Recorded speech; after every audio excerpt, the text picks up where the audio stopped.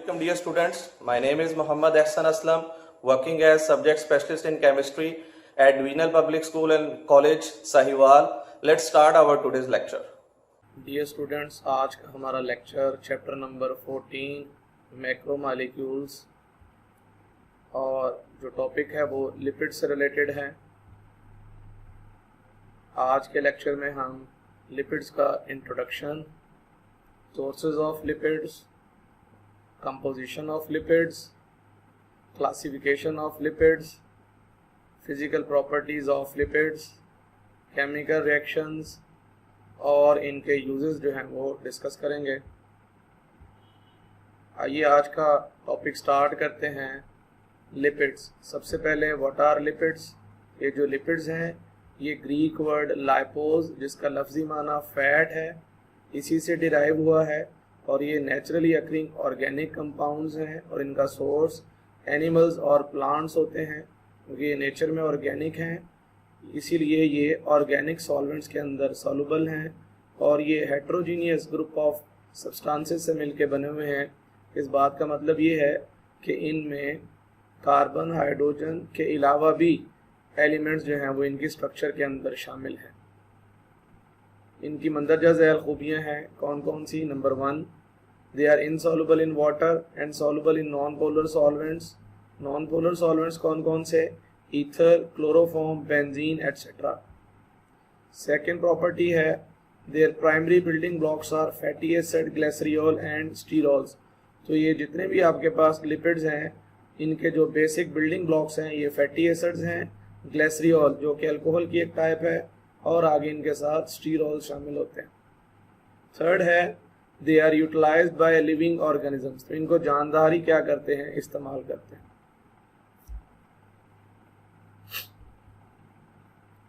Next है what are the sources of fats and oils.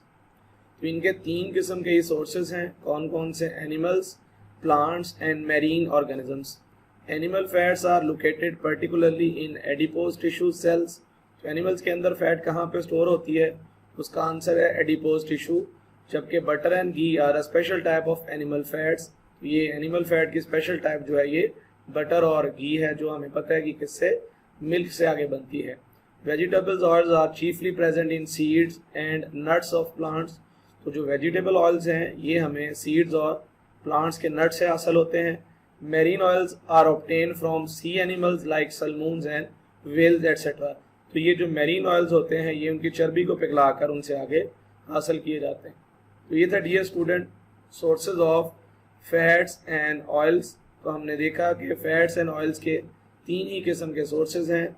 जो animals हैं इससे हमेशा हमें फैट हासिल होती है और ये एडिपोज टिश्यूज़ के अंदर स्टोर होती है, जबकि जो प्लांट्स हैं ये ऑयल का सोर्स है और इनसे जो ऑयल है वो आगे इनके सीड्स और नट के ज़रिए हमें हासिल होता है। और ये जितने भी आपके पास मैरीन ऑयल्स हैं ये उनकी बॉडी के अंदर उनकी फैट को आगे पिघलाकर हासिल किए जाते हैं। नेक्स्ट है हमारे पास structure and composition of fats and oils. ये जो लिपिड्स हैं इनको हम कॉमनली फैट्स एंड ऑयल्स का नाम ही देते हैं।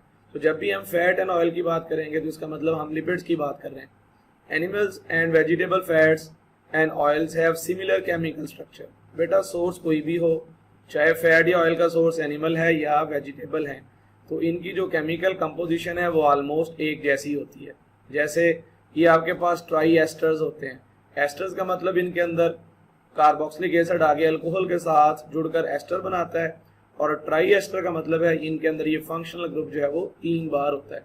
तो ये एक ट्राई हाइड्रोक्सी अल्कोहल जो कि आपके पास ग्लिसरॉल है इससे, और लॉन्ग चेन एसिड जिनको हम फैटी एसिड्स का नाम देते हैं, इनके कंडेंसेशन के रिएक्शन के जरिए मिलकर एस्टर्स बनते हैं और इन्हीं ट्राई एस्टर्स को हम फैट्स एंड ऑयल का नाम देते हैं। ये है आपके पास रिएक्शन।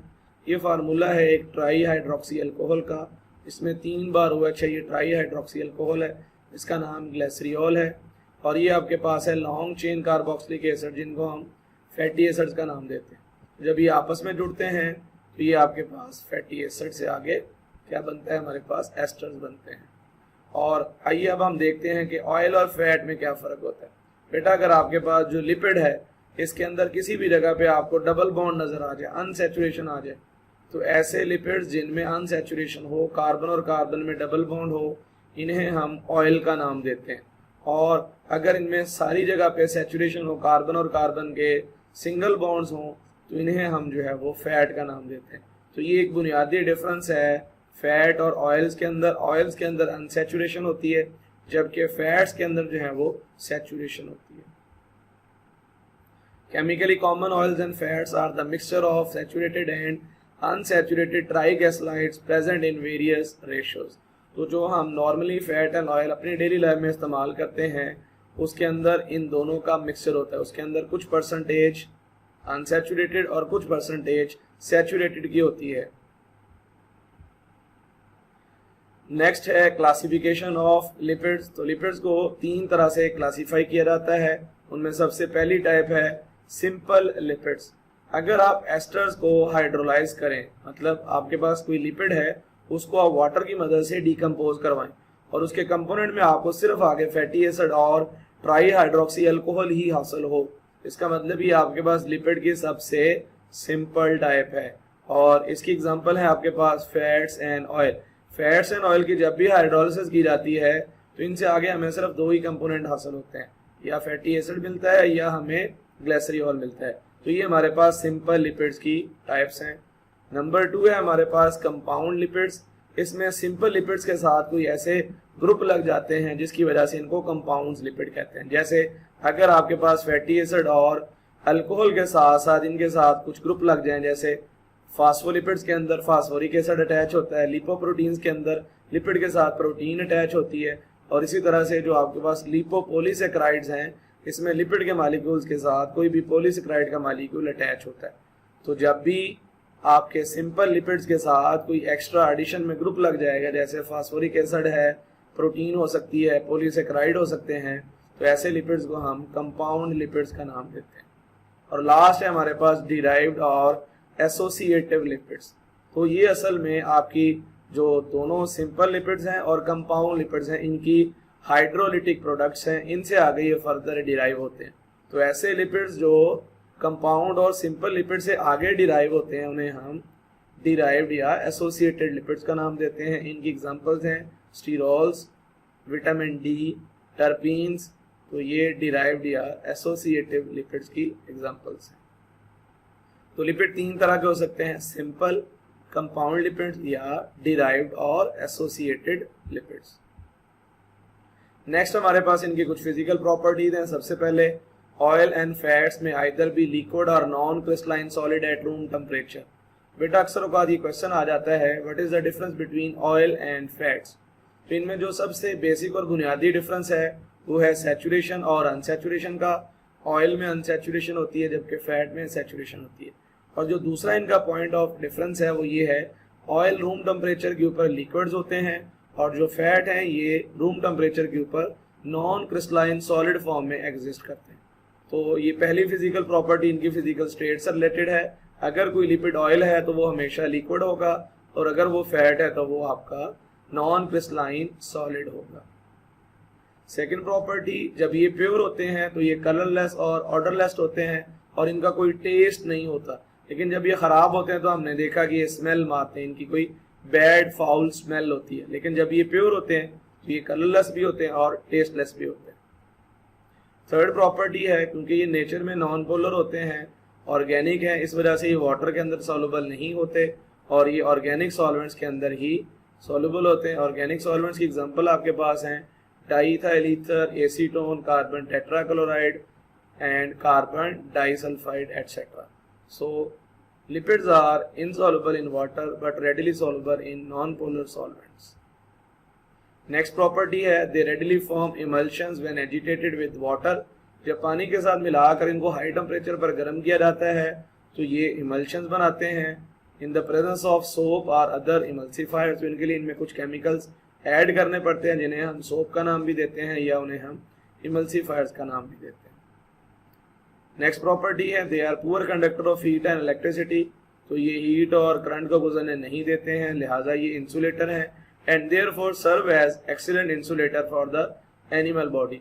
तो किसी की बॉडी के अंदर भी लिपिड्स होंगे तो ये वहाँ पे कंडक्टर की बजाय इंसुलेटर का रोल प्ले करते हैं और ये हीट और इलेक्ट्रिसिटी को कंडक्ट नहीं होने देते। ये थी इनकी चंद फिजिकल प्रॉपर्टीज। अब हम डिस्कस करेंगे dear students chemical properties of lipids. तो केमिकल प्रॉपर्टीज से मुराद इनके वेरियस रिएक्शंस हैं। सबसे पहला रिएक्शन है हाइड्रोलाइसिस। हाइड्रोलाइसिस के हम बारे में जानते हैं कि ये वाटर की मदद से लिपिड्स के मॉलिक्यूल्स को डिकम्पोज करना है। अगर तो ये आपके पास सिंपल लिपिड होगा, इसमें से जो आगे हाइड्रोलिसिस के बाद आपको कंपोनेंट हासिल होंगे वो दो ही कंपोनेंट होंगे, फैटी एसिड और ग्लिसरॉल्स। तो ये है डियर स्टूडेंट्स इनका रिएक्शन। ये आपके पास कोई भी ट्राईग्लिसराइड या इसको आप लिपिड का नाम दे सकते हैं। जब ये वाटर की मदद से, ये लाइपेज वो एंजाइम है जो इनको डिकम्पोज करने में हेल्प करता है, ये रिएक्शन को कैटालाइज करता है, ये डिकम्पोज होते हैं तो इनसे आगे हमें दो ही कंपोनेंट हासिल होते हैं, एक ट्राई हाइड्रोक्सी अल्कोहल है और दूसरा फैटी एसिड है। यही दो बेसिक कंपोनेंट है जिनसे मिलकर ये आपके लिपिड्स बनते हैं। हाइड्रोलिसिस पे यही दो सिंपल कंपोनेंट ये यील्ड करते हैं। ये हाइड्रोलिसिस का रिएक्शन आपका सिंपल लिपिड की एग्जांपल है। सेकेंड वेरी इंपॉर्टेंट रिएक्शन है स्पॉनिफिकेशन। नाम से जाहिर है ये वो रिएक्शन है जो इंडस्ट्रीज में सोप बनाने के लिए इस्तेमाल किया जाता है। It is the hydrolysis of fat और an oil with an alkali. पहले हमने हाइड्रोलिसिस का रिएक्शन विद वाटर पढ़ा है, अब हम किसी भी लिपिड या ऑयल और फैट के मॉलिक्यूल को डिकम्पोज करते हैं, लेकिन वाटर की बजाय हम इसको अल्कली की मदद से डिकम्पोज करते हैं और इससे आगे एक प्रोडक्ट जो हमारे पास हासिल होती है वो सोप होता है। सोप का chemical formula salt of fatty acid है। ये है डियर स्टूडेंट्स आपके पास लिपिड।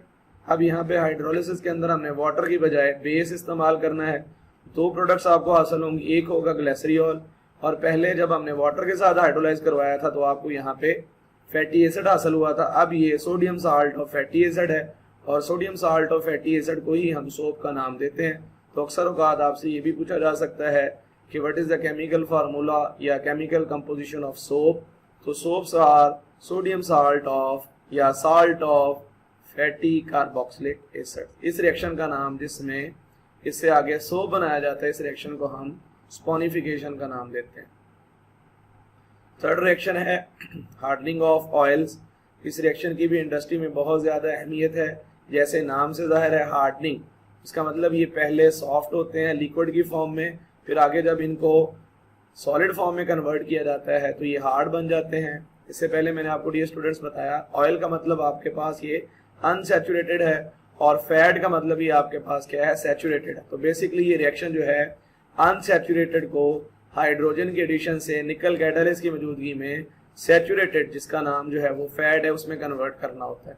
तो इस रिएक्शन का नाम हार्डनिंग ऑफ ऑयल है, जिसमें हम अनसैचुरेटेड डबल बॉन्ड वाले ऑयल के मॉलिक्यूल को हाइड्रोजन की एडिशन से निकल कैटालिस्ट की मौजूदगी में फैट में कन्वर्ट करते हैं। इस रिएक्शन को हार्डनिंग ऑफ ऑयल्स का नाम दिया जाता है। अब ये वाला जो रिएक्शन है डियर स्टूडेंट्स, ये इंडस्ट्री के अंदर ऑयल को वेजिटेबल घी में कन्वर्ट करने के लिए इस्तेमाल किया जाता है। तो ये इस रिएक्शन की इंडस्ट्रियल एप्लीकेशन है कि this reaction is used commercially to harden vegetable oils for the production of vegetable ghee और margarine. Hardened oil are also extensively used for making soaps and candles। तो ये जो आपके पास ऑयल जब हार्ड फॉर्म में आ जाता है तो सिर्फ इसको यही ज़रूरी नहीं कि इसको घी के तौर पर इस्तेमाल करना है, इससे आगे फिर सोप्स और कैंडल्स वगैरह भी बनाई जा सकती है। तो ये तो यूज़ था कि इंडस्ट्री में ये रिएक्शन वेजिटेबल घी और उसके साथ साथ सोप्स या कैंडल्स बनाने के काम भी आता है। नेक्स्ट हमारे पास कुछ इंपॉर्टेंट डेफिनेशंस हैं। इनसे रिलेटेड बहुत बार एमसीक्यूज और इन्हीं से रिलेटेड जो है वो शॉर्ट क्वेश्चन बहुत बार बोर्ड पेपर में आ चुका है। तो इन डेफिनेशंस को आपने बड़ी अच्छी तरह से याद करना है, ये बहुत इंपॉर्टेंट है। सबसे पहले है स्पॉनिफिकेशन नंबर। इसके वर्ड पे आपने गौर करना है स्पॉनिफिकेशन। तो हमने अभी थोड़ी देर पहले ये रिएक्शन स्टडी किया है स्पॉनिफिकेशन का। तो अगर स्पॉनिफिकेशन रिएक्शन आएगा तो आपने इक्वेशन के साथ स्पॉनिफिकेशन के रिएक्शन को एक्सप्लेन करना है, लेकिन अगर वो स्पॉनिफिकेशन नंबर की डेफिनेशन पूछेगा तो आपने इसकी डेफिनेशन बतानी है। तो हमें ये पता है कि जो सोप बनने का अमल है उसके लिए हमें हाइड्रोलाइज करना होता है लिपिड को, किसके साथ, बेस के साथ। तो किसी भी लिपिड को सोप में कन्वर्ट करने के लिए आपको एक स्पेसिफिक अमाउंट चाहिए होगी किसकी, सोप की। तो यहीं से इसकी डेफिनेशन बननी है, it is the number of milligrams of potassium hydroxide और sodium hydroxide required to saponify 1 gram of the fat और ऑयल। आपके पास 1 ग्राम फैट का या ऑयल का है, आपने उसको सोप में कन्वर्ट करना है। कितने मिलीग्राम आप बेस के यूज करोगे कि 1 ग्राम पूरे का पूरा फैट या ऑयल का सोप में कन्वर्ट हो जाएगा, उस मिलीग्राम को हम उस लिपिड का, उस फैट का स्पॉनिफिकेशन नंबर कहेंगे। जैसे आइए एक एग्जांपल डिस्कस करते हैं जिससे ये कॉन्सेप्ट थोड़ा सा क्लियर हो जाएगा। आपके पास है 1 मोल ऑफ ग्लिसरियोल ट्राईपाल्मिटेट। ये आपके पास ऑयल का फार्मूला है जो पॉम ऑयल के अंदर होता है। इसका मॉलिक्यूलर वेट जो है 1 मोल का 807 ग्राम्स है। अगर आपने 1 मोल को स्पॉनिफाई करना हो तो इसके लिए जितना बेस चाहिए होता है उसका मास मिलीग्राम के अंदर है 168,000। तो ये 168,807 ग्राम के लिए है। हमने 1 ग्राम के लिए निकालना है। जब आप 1 ग्राम के लिए निकालोगे तो आप इस वैल्यू को 807 से डिवाइड कर लोगे तो आपके पास आंसर आएगा 208 मिलीग्राम। इसका मतलब ये है if you have 1 gram of glyceryl tripalmitate, तो इसको स्पॉनिफाई करने के लिए जितने मिलीग्राम पोटाशियम हाइड्रोक्साइड के चाहिए होंगे उसकी वैल्यू 208 मिलीग्राम होगी। ये 208 जो नंबर है ये इस ऑयल का, इस लिपिड का स्पॉनिफिकेशन नंबर कहलाएगा। ये थी पहली डेफिनेशन। सेकंड डेफिनेशन है रेंसिडिटी ऑफ फैट्स और ऑयल्स। हमने फिजिकल प्रॉपर्टीज में पढ़ा कि जब ये फैट और ऑयल्स प्योर होते हैं तो ये कलरलेस भी हैं, ऑर्डरलेस भी हैं। लेकिन ये हमारी डेली लाइफ में ऑब्जर्वेशन है कि बाज़-औक़ात फैट्स एंड ऑयल जब ये एक अरसा किसी ऑक्सीडाइजिंग रेड्यूसिंग एजेंट या किसी ऐसी कंडीशन में पड़े रहें तो ये खराब भी हो जाते हैं और खराब होने की वजह से ये फाउल स्मेल देते हैं। तो इस अमल का नाम, जिसके अंदर फैट्स और ऑयल खराब हो जाते हैं, इस अमल को हम rancidity of fats and oil का नाम देते हैं। तो फैट्स और oils they are liable to spoilage and give off an odour known as rancidity. वो जो स्मेल देते हैं उस स्मेल को हम क्या नाम देते हैं? रेंसिडिटी। और इस अमल का नाम जो है ये rancidity of fats and oil है। असल में इसमें क्या होता है कि ये आपकी हाइड्रोलिटिक डिकम्पोजिशन होती है जिससे आगे ऑक्सीडेशन या रिडक्शन के जरिए ये जो आपके लिपिड्स के कंपोनेंट होते हैं ये आगे कन्वर्ट हो जाते हैं एल्डिहाइड्स और कीटोन्स के अंदर, जिनकी एक स्पेसिफिक ऑर्डर और स्मेल होती है जो कि हमें महसूस होती है। नेक्स्ट डेफिनेशन है आयोडीन नंबर। अगर आपके पास ऑयल है, फैट है, आप उसके अंदर डिग्री ऑफ अनसैचुरेशन चेक करना चाहते हैं तो उसके लिए हम उसका रिएक्शन करवाते हैं आयोडीन के साथ। अगर तो वो अनसैचुरेटेड है, अनसैचुरेटेड का मतलब ऑयल है, तो लाजम वो आयोडीन के साथ रिएक्ट करेगा। लेकिन अगर वो फैट है तो वो आयोडीन के साथ रिएक्ट नहीं करेगा। अगर वो रिएक्ट नहीं करेगा उसका आयोडीन नंबर जो है वो 0 होगा। लेकिन अगर वो अनसैचुरेटेड है तो उसके लिए लाजम कुछ ना कुछ आयोडीन जो है वो एड अप होगी। तो जितनी आयोडीन ऐड होगी उसे हम उस लिपिड या फैट का आयोडीन नंबर कहलाएंगे। इसकी डेफिनेशन है it is a number of grams of iodine which will add to 100 grams of fat और एन ऑयल। यहाँ पे सिर्फ 2 बातें डेफिनेशन में हमने याद रखनी है कि फैट और ऑयल का आपने 100 ग्राम लेना है और आयोडीन की मिकदार हमारे पास ग्राम्स में होनी चाहिए। ये वैल्यूज हमें ग्राम्स और पर 100 ग्राम याद रखनी है। यही इनकी डेफिनेशन का सबसे इंपॉर्टेंट पार्ट है। आपने हूबहू इनको वैसे ही लिखना है। अगर आप ग्राम की जगह पे मिलीग्राम और 100 ग्राम की बजाय आप 1 ग्राम लिख देंगे तो ये आपका जो है वो डेफिनेशन गलत हो जाएगी। इस वजह से आपने एग्जैक्ट याद करना है कि आयोडीन नंबर, आयोडीन की मिकदार ग्राम्स में लेनी है और ये फैट या ऑयल के लिए पर 100 ग्राम हम हमेशा कैलकुलेट करते हैं। और ये जो आयोडीन नंबर है ये डिग्री ऑफ अनसैचुरेशन के ऊपर डिपेंड करता है। जिस मालिक्यूल में डबल बॉन्ड्स की तादाद जितनी ज्यादा होगी उतनी ज्यादा उसमें आयोडीन ऐड होगी और उसका उतना ज्यादा ही आयोडीन नंबर होगा। लेकिन अगर आपके पास कोई लिपिड ऐसा है जिसका आयोडीन नंबर 0 है उसका मतलब वो अनसैचुरेटेड नहीं है, वो सैचुरेटेड है। और सैचुरेटेड क्या होता है? हमारे पास फैट होता है। तो ये ऑयल और फैट में डिफरेंशिएट करने का मेथड भी है। नेक्स्ट डेफिनेशन है एसिड नंबर। जैसे नाम से जाहिर है एसिड नंबर। तो बाज़-औक़ात जब आपका अल्कोहल कार्बोक्सिलिक एसिड के साथ रिएक्ट करके एस्टर बनाता है तो कुछ एसिड ऐसा होता है जो अल्कोहल के साथ रिएक्ट नहीं करता, हम उसे फ्री एसिड का नाम देते हैं। उसकी तादाद को चेक करने के लिए कि आपके लिपिड के अंदर कोई फ्री एसिड तो नहीं है, हम उसके अंदर कोई बेस ऐड करते हैं। अगर तो वहां पे फ्री एसिड होगा तो लाजम बेस उसके साथ रिएक्ट करेगा। तो वो बेस की मिकदार जो फ्री एसिड के साथ रिएक्ट करती है हम उसे एसिड नंबर का नाम देंगे। The acid number of a fat और an oil tells us the amount of free fatty acid present in it. Free fatty acid का मतलब मैंने आपको समझा दिया कि फ्री फैटी एसिड क्या होता है। तो it is expressed as the number of milligrams of potassium hydroxide required to neutralise 1 gram of fat. तो ये बेस की वो मिकदार है मिलीग्राम के अंदर जो वहां पे फ्री फैटी एसिड को न्यूट्रलाइज करने में इस्तेमाल हो जाएगी। तो बेस की वो मिकदार मिलीग्राम्स के अंदर एसिड नंबर कहलाती है। नेक्स्ट हमारे पास कुछ और इंपॉर्टेंट लिपिड्स हैं जिनमें सबसे पहले है स्टीरॉइड्स। स्टीरॉइड जो है ये नेचुरली अकरिंग है, इसका नाम हमने अपनी डेली लाइफ के अंदर भी सुन रखा है। तो ये नेचुरली अकरिंग लिपिड्स हैं।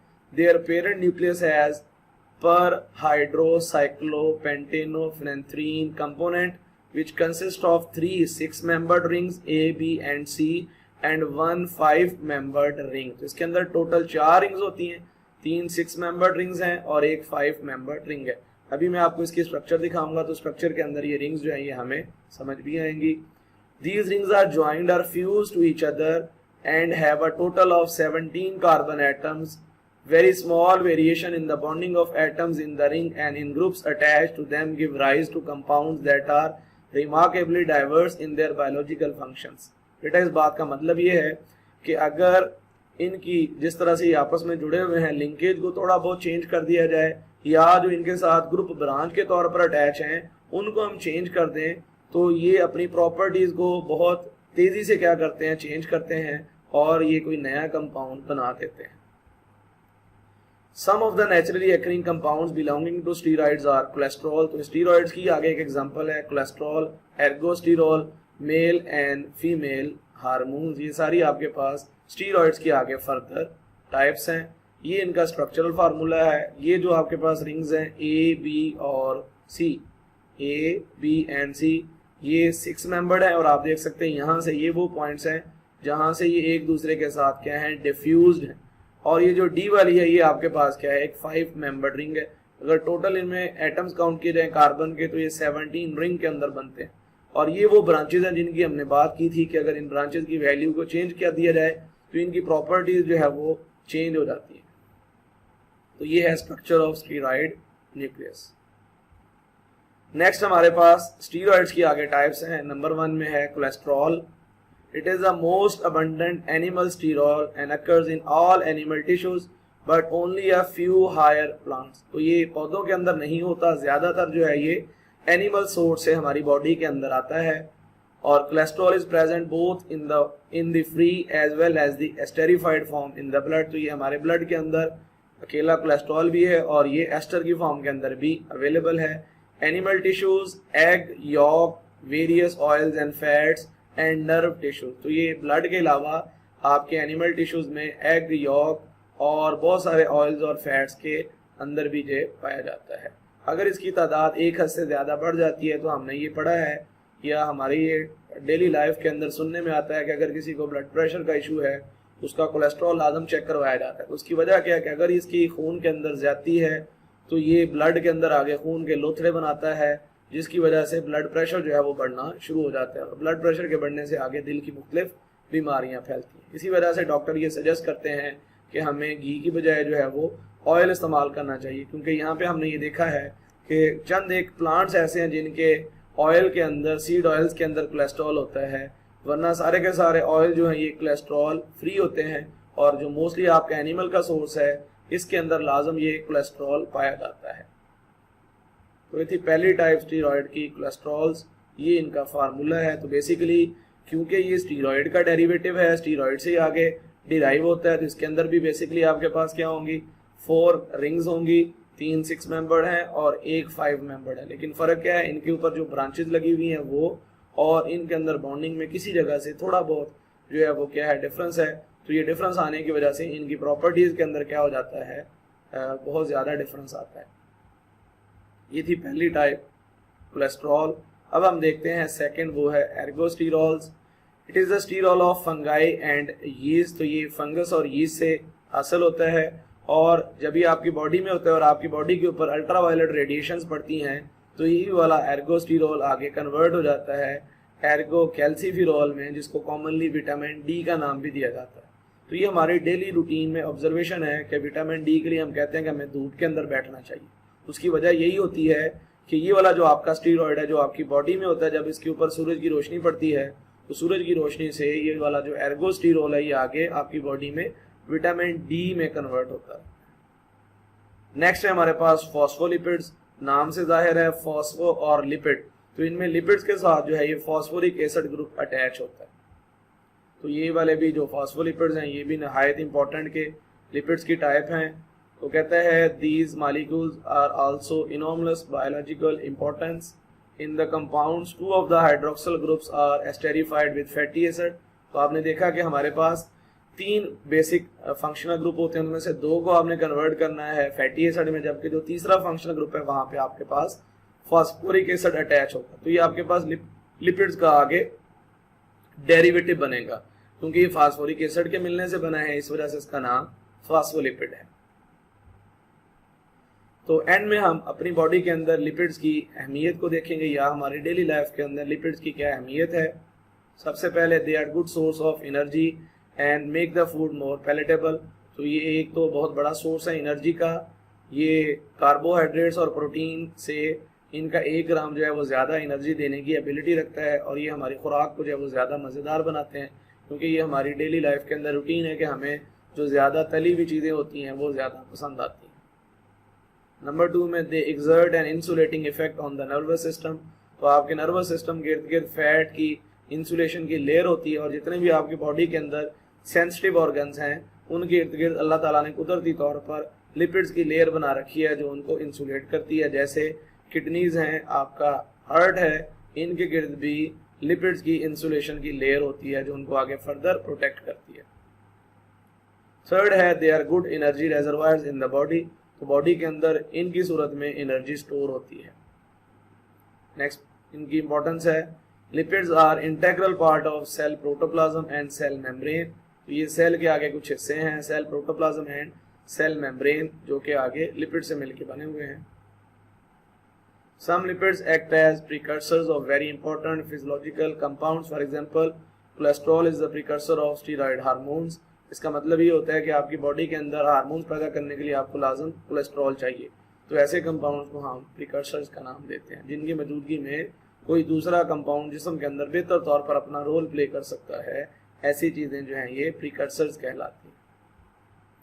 ये था डियर स्टूडेंट्स आज का हमारा लेक्चर। अब हम इस लेक्चर को रिकैप करते हैं जो जो हमने पढ़ा। सबसे पहले हमने देखा लिपिड्स क्या होते हैं।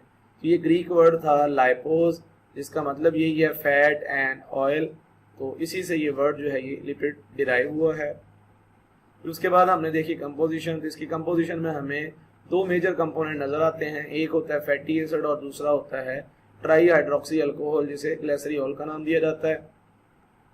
फिर हमने देखे सोर्सेज। तो इनके 3 ही मेजर सोर्सेज हैं। एनिमल सोर्स, याद रखिएगा एनिमल से हमेशा हमें फैट हासिल होती है, और उसके बाद है प्लांट सोर्स, प्लांट हमेशा से आपको ऑयल देता है, और थर्ड सोर्स है मैरीन एनिमल, जिनकी आगे स्किन को पिघलाकर उनसे भी आगे जो है वो ऑयल हासिल किया जाता है। तो ये 3 इनके मेजर सोर्सेज हैं। क्लासिफिकेशन, फिर हमने देखा क्लासिफिकेशन। तो लिपिड्स की 3 टाइप्स हैं, सिंपल, उसके बाद हमने देखा डिराइव्ड, और थर्ड में हमने देखा था कि ये आपके पास कंपाउंड लिपिड्स हो सकते हैं। तो सिंपल लिपिड्स आपके पास उनमें सिर्फ और सिर्फ 2 ही कंपोनेंट होते हैं, फैटी एसिड और ग्लिसरॉल्स।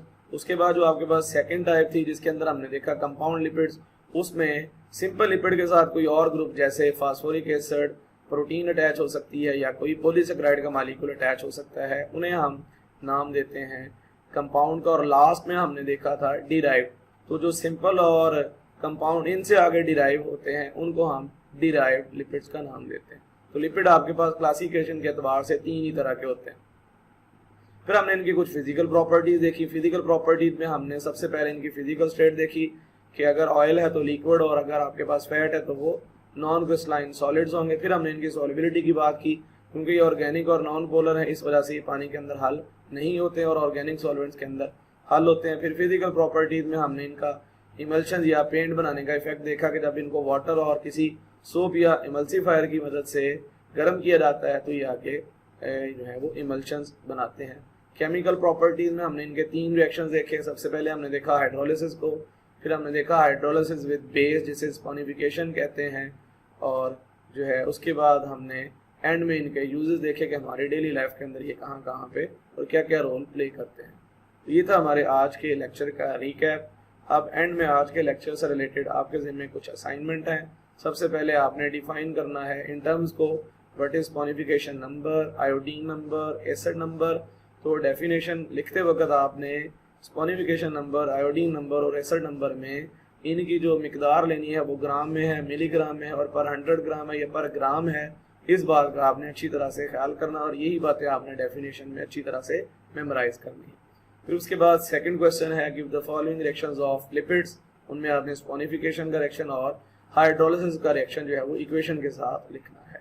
थर्ड में how oil can be converted to ghee explain by chemical reactions. तो ये हमारा थर्ड रिएक्शन था लिपिड्स का कि हम ऑयल्स को घी के अंदर कन्वर्ट कर सकते हैं। इसके लिए आपने कैटलिस्ट भी याद रखना है और ये रिएक्शन कैसे होगा आपने इसकी इक्वेशन भी लिख के दिखानी।